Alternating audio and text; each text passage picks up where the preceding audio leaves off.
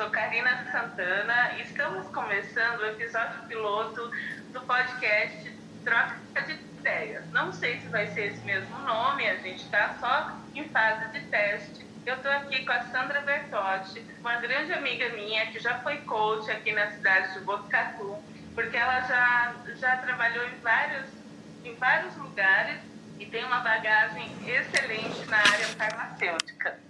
E hoje eu queria conversar com a Sandra, fazer mesmo um bate-papo a respeito da construção da carreira em tempos de pandemia, da carreira profissional. Será que a gente vai ficar muito tempo no sistema home office? Nós sabemos que é uma mudança que não tem mais como voltar atrás e que isso tem diminuído cada vez mais a interação entre as pessoas. Por conta da pandemia, obviamente, ninguém está podendo se aproximar muito. E como é que a gente lida com a questão da comunicação empática? Então, Sandra, você tem alguma ideia? É um prazer estar aqui com você, Karina. Prazer falar com cada um de vocês que estão aqui nos ouvindo. E esse tema ele é fundamental. Acho que hoje em dia a gente vive um momento sem precedentes, né? A pandemia veio de uma forma que acabou parando, era alguns meses, no fim a gente está vendo que vai levar mais de ano aí para realmente parar, e todo mundo está tendo que se readequar. Aquelas empresas que são maiores também tiveram que se adequar, os negócios menores, alguns acabaram até sentindo mais aí a crise que veio de uma forma violenta, né? Porque ao mesmo tempo que a gente tem que se cuidar pela saúde, até falando como farmacêutica, a gente tem mesmo que se cuidar, fazer nossa parte, mas também pelo lado de empreender, de negócio, todo mundo está sofrendo. Acho que todas as áreas estão sentindo, a saúde está sobrecarregada aí nos hospitais, nos cuidados, e o pessoal em casa, ao mesmo tempo, alguns cuidam muito e outros cuidam tão pouco. Então a gente vê que isso é bem discrepante, né? Se a gente for reparar no geral. Mas como você falou, se reinventar, buscar uma carreira nova, buscar se reconstruir profissionalmente, nem sempre é fácil. Às vezes a gente tem que pegar alguns conceitos, ver o que a gente pode fazer com o que a gente tem, porque nem sempre a gente tem um planejamento aí com dinheiro, com alguma coisa, né, uma coisa que você já vinha planejando para fazer algo, e às vezes você tem que pegar o que você tem nas mãos. Mas sempre é possível, se a gente parar um pouquinho e prestar atenção no que você já fez na vida, os dons que você tem, as habilidades que você tem, o que é possível colocar em prática para ir aos poucos te ajudando a sair da crise, te ajudando a se reinventar. Se você está na empresa, eu sei que passar para o home office às vezes é diferente, é difícil, mas e aquele que também não tem um sustento, né? Como poder se manter, como poder se reinventar para algo que você não pode, às vezes, abrir o seu comércio, não pode, às vezes, ter contato direto com pessoas, e como usar aí as redes sociais, a internet a seu favor para fazer essa adequação. Não sei se você tem essa percepção, o que você sente? Sim, então, eu entendo que hoje dois conhecimentos assim, são muito importantes. A questão de técnicas de venda tem sido muito procurada, né? E também o autodidatismo. Eu falo por experiência própria que, graças a Deus, eu tenho uma veia autodidata para estar sempre me informando, estar sempre indo atrás de novos conhecimentos. Dou graças pela internet, mas eu lamento muito quem não tem acesso à internet nesse período que a gente está vivendo, acaba sendo ainda mais difícil de se reinventar, né? Inclusive, eu fico pensando assim, qual seria a alternativa das pessoas sem acesso à internet para poder se reinventar? O que você sugeria? É interessante, né? Porque a gente pensa já no mundo em que todo mundo tem internet nas mãos. E aqueles que não têm internet, a gente até pensa, né? Qual o contato que eles tinham com as pessoas ou como eles já faziam suas vendas antes. Então, se ele tinha contato com alguém, se de repente as pessoas, ele tem, sabe, o telefone delas ou como localizar essas pessoas, porque a gente não pode, claro que abrir o comércio, mas talvez ter o contato delas de alguma maneira é possível buscar. Não sei se sabendo onde elas moram, quais são as pessoas que mais compravam, ou aquelas pessoas que podem te ajudar aí a se manter pelo menos, né? Mesmo que não seja uma clientela ou um negócio que você expanda muito, mas para você se manter nessa fase até você conseguir ter mais acesso à internet, a conseguir ter acesso a hoje às redes sociais, aquilo que realmente pode movimentar mais. Porque hoje, obrigatoriamente, todo mundo está migrando, né? Tem que ter o contato aí com as redes sociais para você poder se manter conectado com o mundo. Isso é uma tendência muito forte que agora com a pandemia a gente viu que veio atendendo mais pessoas, né? Mas você não acha que para ter esse acesso maior com a internet e haver essa conexão necessária com as redes sociais, deveria existir um investimento maior do governo, né? Porque eu sinto que o nosso governo brasileiro ele não está sabendo como lidar com a questão da pandemia, ele está meio perdido. Sim, até quando a gente pensa em governo, né, não é uma cabeça só, são várias pessoas pensando, dando opiniões, cada um puxando para um lado. Então é muito difícil, às vezes, a gente conseguir ver uma conduta que supra totalmente a necessidade do país, né, naquele momento. Às vezes a gente vê que o pessoal acaba fazendo o que eles conseguem com o que eles podem no momento.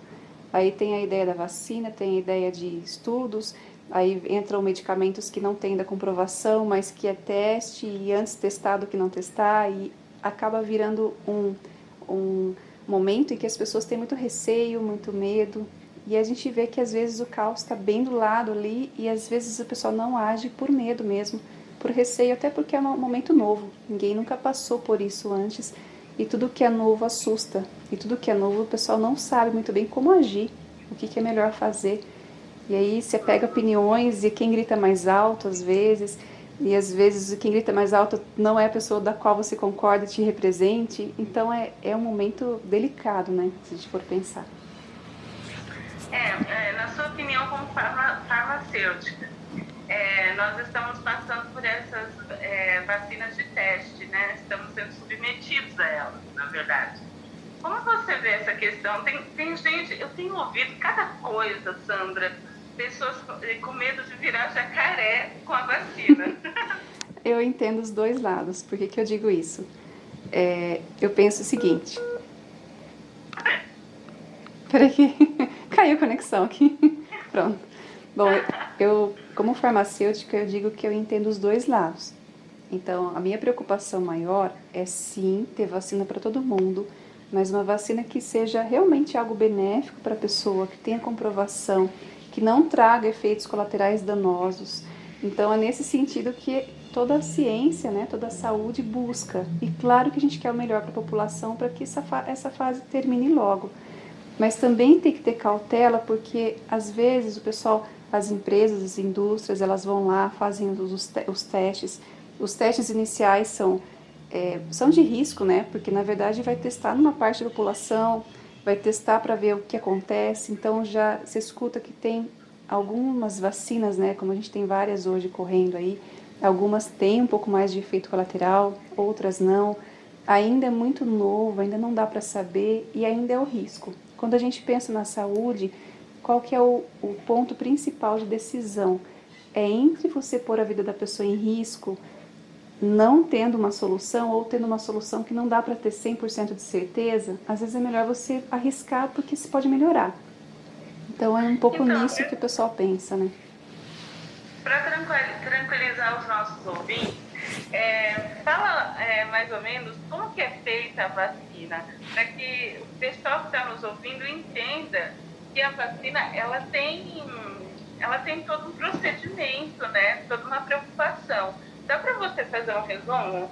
Eu não tenho tanta experiência em fabricação de vacina especificamente, embora eu tenha tido aí experiência com o desenvolvimento de produtos na área farmacêutica industrial. Mas, basicamente, você desenvolve um produto ali, né, a vacina, que aí ela pode ter de várias formas, ou parte do vírus, ou vírus inativo. São vários mecanismos diferentes. Aí é como se fosse um pedacinho ali, um registro genético do vírus que vai ter contato com o seu organismo para que você crie anticorpos contra ele. É um pouco nesse sentido. E algumas vacinas até têm aí alguns estudos e que falam sobre o próprio anticorpo, né? Estudo até com o próprio anticorpo em relação a isso. Mas basicamente você vai ter contato com uma parte do vírus enfraquecido ou uma fração dele para você conseguir ter aí o seu imunológico ativado, para você, quando tiver contato com ele, não sofrer da doença, ou seja, você não vai ficar doente. Você pode ter contato, mas o seu organismo vai reagir a favor daquilo e você não vai ficar doente. Um pouco nesse sentido. Agora, a forma de fabricação, então eles têm lá, fazem os estudos, testam, aí vê a toxicidade, a dose letal, o que acontece na pessoa, se aquilo lá realmente faz o benefício de imunizar a pessoa contra aquele patógeno, contra aquela doença, no caso, e principalmente os efeitos colaterais, mas é feito numa pequena parte da população. Então, tem ideias ali. Às vezes tem efeitos colaterais que vão aparecer depois de muitos meses. E às vezes não. Às vezes alguns efeitos colaterais são já detectados naquele momento em que ela tomou a vacina. Então, eles detectam isso, veem quanto tempo, quais são os efeitos colaterais, para ver se isso não é danoso para a população. Faz esse relato de quais são eles, e aí sim vai aumentando os níveis ali de pesquisa, né? Então tem pesquisa clínica, pré-clínica, clínica, então aos poucos eles vão aumentando ali o número de pessoas que são testadas, até chegar num grau em que realmente é aprovado pela Anvisa que tá ok, que a população pode ingerir, pode consumir aquilo, né? No caso tomar a vacina para ser imunizada.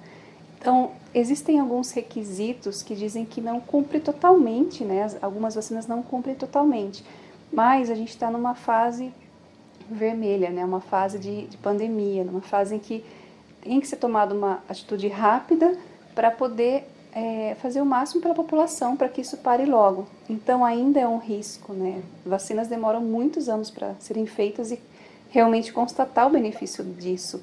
Mas às vezes é preciso também ter algumas atitudes, porque entre ter a doença e não ter, o que é o melhor? Quais são os riscos? Avaliar, saber as informações da vacina, ter todas as informações necessárias para que aquilo realmente seja benéfico para a pessoa ou não. Talvez um pouco mais nesse sentido, de um alerta geral, mas não deixar de buscar o melhor, buscar um atendimento, buscar o que está disponível. E claro, né, pedir orientação para que Deus te mostre, né? A gente às vezes esquece desse ponto, mas é o principal. Para que Deus te ilumine, te mostre qual é a melhor conduta que você deve fazer e que Ele vai guiando e vai mostrando. Pois é, esse período eu percebo que as pessoas precisam contar muito com a fé, lógico, tem que se cuidar, tem que fazer a sua parte, tem que manter uma boa higiene. Sou totalmente a favor de que a gente tenha essa noção prática do que é necessário fazer. Mas o que eu percebo, Sandra, é que as pessoas, falta um pouco de fé e calma para algumas pessoas. Ontem eu estava conversando com um colega, ele está no grupo de risco, ele é uma pessoa obesa, eu conversava com ele pelo Twitter, e ele recebeu a visita de um colega que passou alguns dias no apartamento dele, porque ele precisava, acho que era uma questão de trabalho, né? E ele ficou muito assim, incomodado com esse hóspede. Ele entrava e saía do apartamento, às vezes esquecia de colocar máscara, ele não tinha certeza se o hóspede estava cumprindo os critérios de higiene ou não. Enfim, quando esse hóspede saiu do apartamento, porque ele precisava mesmo sair, saiu definitivamente, meu colega ficou desesperado. Ele falou assim, eu tenho que higienizar esse apartamento todo, higienizar o banheiro, que assim, eu tô com medo de repente ter contraído o vírus. E eu falei assim para ele, calma, tenha calma e tenha fé. Porque se o Covid-19 não te matar, um ataque cardíaco vai te matar. Então, se controla. Você não acha que o pessoal está precisando um pouco de controle emocional? Perfeito. A gente precisa sim de controle emocional, principalmente para dividir o que é medo, o que é ansiedade e o que é racional, o que é apenas o simples, a verdade, o concreto. Quando a gente para pensar, qual que é a nossa parte? Claro, evitar aglomeração, sair só no essencial, usar máscara, usar álcool gel, usar isso que é orientação e recomendação, porque em geral isso é o que melhora a parte de desinfecção ali, beleza. Só que a nossa mente, ela funciona ou a nosso favor ou contra nós. Se a gente começar a ficar desesperado, neurótico, de que sempre, em qualquer lugar que a gente for, a gente vai pegar o vírus, a gente vai ter mais medo do que o medo real de pegar mesmo o vírus. Então a gente tem que cuidar. Ou seja, eu vou num lugar, tenho propensão para pegar, se existe um risco, posso evitar ir naquele lugar? Isso é sábio, né? É sabedoria, a gente tem que fazer a nossa parte.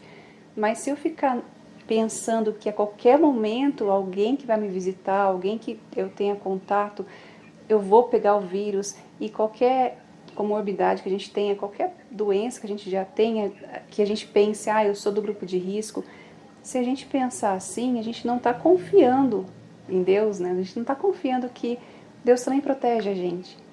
Porque acredito que a gente tem que ter um equilíbrio em tudo na vida, em tudo. Tá fazendo a sua parte? Ok. Álcool gel, máscara, evitando de ir em lugares que realmente você saiba que pode ser que esteja contaminado, ou saindo essencial, trabalhando com os cuidados necessários, aglomerações, ou seja, é a sua parte? Ok. O restante não está na sua mão. O restante não está na nossa mão. Se preocupar com algo que não está nas nossas mãos é sofrer à toa, porque não, independente de se preocupar ou não está na sua mão agir, essa preocupação a mais. Então, esse autocontrole ele é fundamental, ainda mais nos dias de hoje, para que a gente não comece a criar uma ansiedade, a aumentar pensamentos aí que levem a gente a ficar mais desesperado do que o que precisa. Claro que é uma situação cansativa, ninguém aguenta mais ficar em casa, né? A gente passou por um período que a gente nunca tinha passado antes, e ao mesmo tempo a gente esperou que fosse acabar, e que aqui nesse ano que começou, 2021, que a gente já tivesse boas notícias de voltar aí a normalização de tudo, mas ainda não aconteceu. Então, o que eu preciso fazer? Qual o ponto principal para que minha mente fique sã? Ou seja, o que eu posso fazer? Porque eu tenho que equilibrar tudo nesse momento, eu tenho que equilibrar uma saúde mental para eu conseguir trabalhar com o que eu posso, eu tenho que equilibrar a família, equilibrar o contato com amigos, a parte social, equilibrar o contato que eu tenho com pessoas em relação à saúde, porque hoje é muito assim, você conversa com um tipo de pessoa, o cara não tá nem aí, vai lá em aglomeração, usa máscara, dá risada, você conversa com outro tipo, a pessoa não sai de casa para nada, com o maior medo de ir no mercado ou de qualquer coisa. Então, qual é o equilíbrio?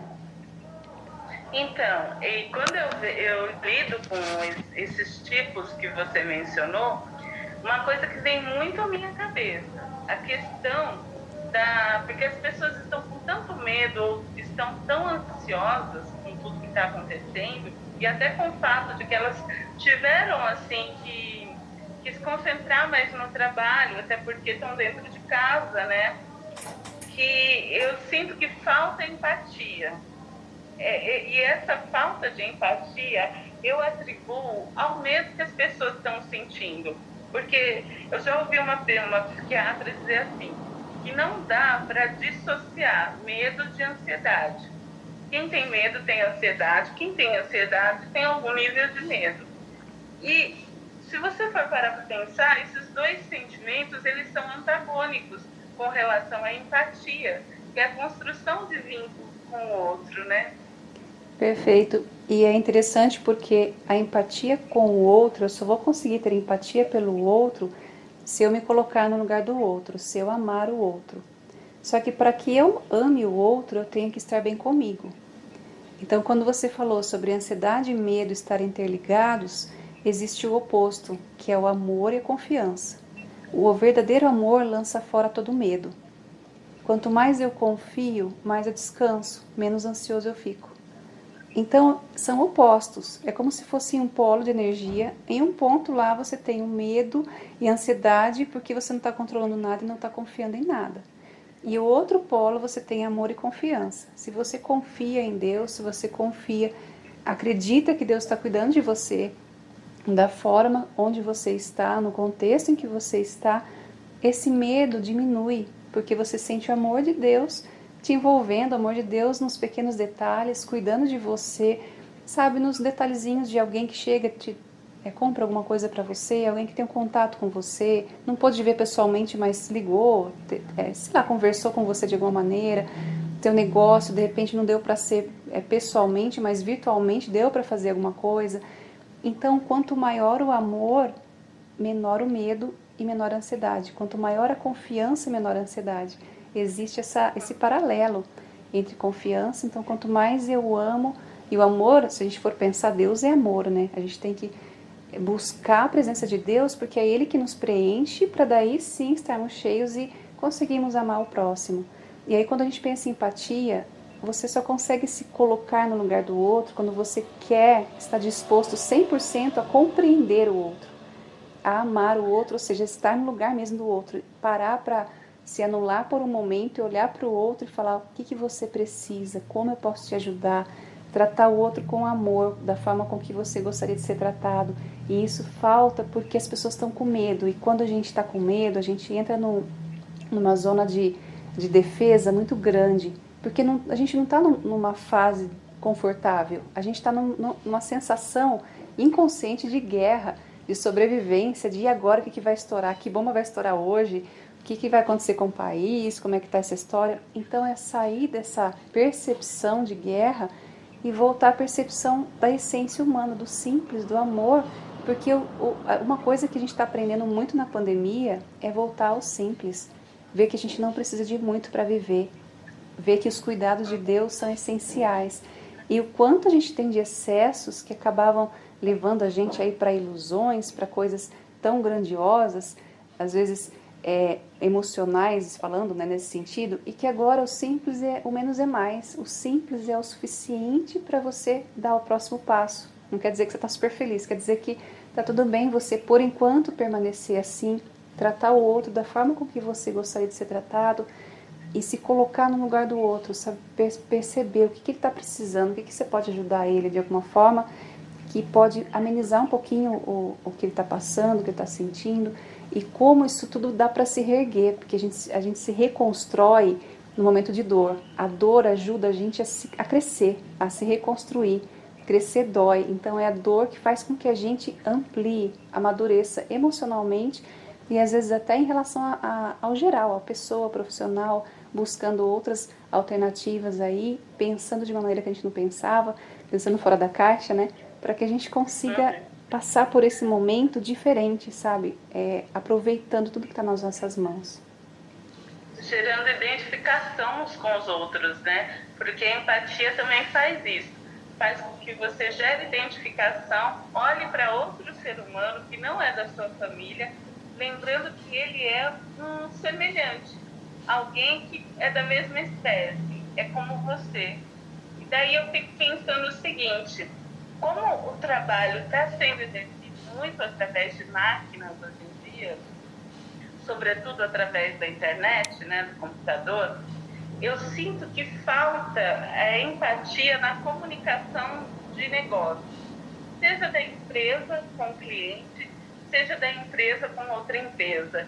Eu, como jornalista, eu observo muito isso, assim, a forma como a comunicação está sendo gerada, às vezes de uma maneira muito fria, muito objetiva.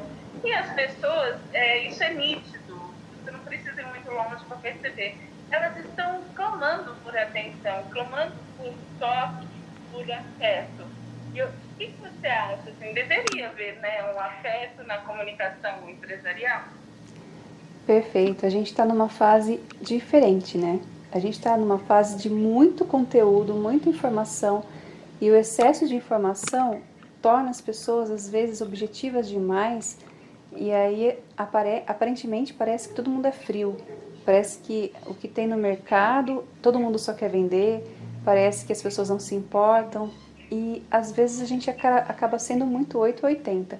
Um dos pontos que o ser humano tem ou é 8 ou 80, ou serve ou não serve.